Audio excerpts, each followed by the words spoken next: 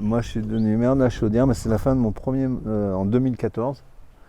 Mais avant, j'étais conseiller municipal, donc depuis 2008. Voilà. En fait, j'aurais pratiquement fait 2 mandats. Sinon, moi, je suis lyonnais d'origine et je suis arrivé au village en 87. Voilà. Et donc, je me suis retrouvé disponible sur le marché du travail. À l'époque, j'avais pas encore 60 ans. Voilà.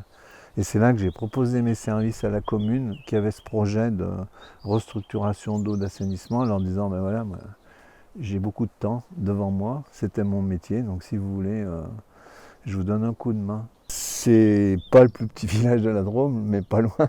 Le plus petit, il est juste derrière la crête, là, c'est Rochefourchat. Ça fait le bonheur du jeu des 1 000 € parfois. Donc là, pour ces dernières élections, on était 31. Pour l'INSEE, on est 24. Voilà. Donc en termes de financement, c'est 24. On se connaît tous parce que c'est vite fait, quoi. Et en plus, moi j'ai mis en place un système d'information en fait. Juste avant que vous arriviez, j'ai repassé une info sur la Vélodrome par exemple. Bon, bien sûr, je vais mettre une affichette vers la mairie, mais j'ai la liste de tout le monde avec les boîtes mail et tout, donc je fais très facilement transiter les infos. Le budget de fonctionnement, allez, je vais dire 50 000 €. Bon, ici, c'est moi qui relève les compteurs d'eau, par exemple. Voilà. Parce que, voilà. Dès qu'on peut, on se débrouille par nous-mêmes à faire un peu d'entretien à droite, à gauche, etc. Ça prend beaucoup de temps. Non, en fait, moi, je me suis trouvé maire. Je vais plus donner des éléments très personnels. Si mon épouse de l'époque n'était pas décédée et que j'ai eu autre chose à faire avec elle, je ne crois pas que j'aurais été maire. Mais à un moment donné, c'est perso, mais bon voilà, et à un moment donné, il fallait que je me refixe sur des objectifs, Et comme j'avais toujours travaillé, même dans le privé, moi j'ai toujours travaillé avec des collectivités locales. Quand il a fallu trouver un maire, j'ai dit bon ok, j'y vais. Voilà. Bon, maintenant les conditions ont changé parce que j'ai retrouvé une charmante compagne. Et bon, c'est vrai que ça prend du temps, qu'on ne peut pas trop disparaître à n'importe quel moment, parce que quand il y a une rupture d'électricité, ce qui arrive souvent ici, ah oui, on est en bout de ligne, des lignes usées.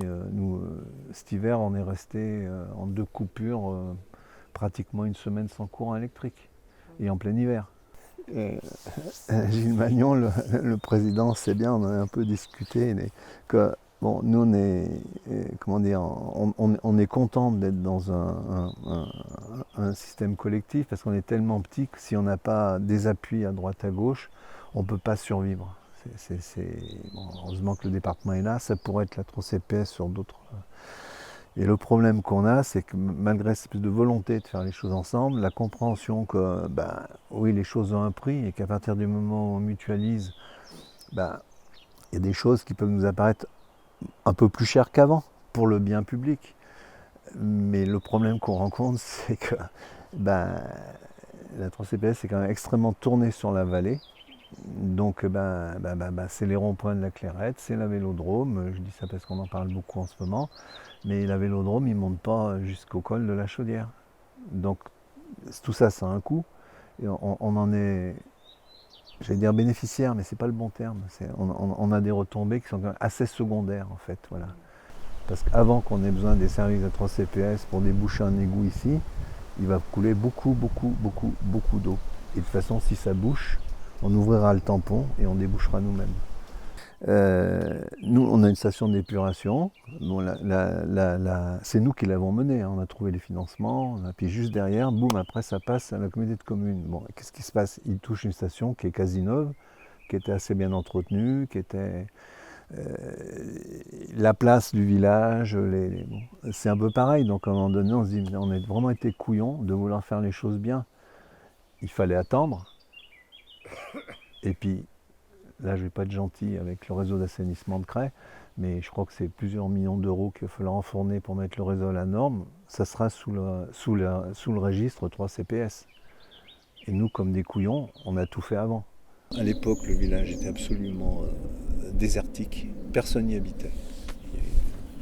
Moi, quand je suis arrivé ici en 87, il y a des week-ends, on était tout seuls au village. Sont arrivés des gens d'extérieur qui petit à petit ont commencé à montrer leur intérêt pour la commune, pour le village, et c'est comme ça qu'en fait maintenant on est équilibré avec la moitié de la population à l'extérieur et la moitié sur le village où on se voit sur la place, on fait du bois ensemble.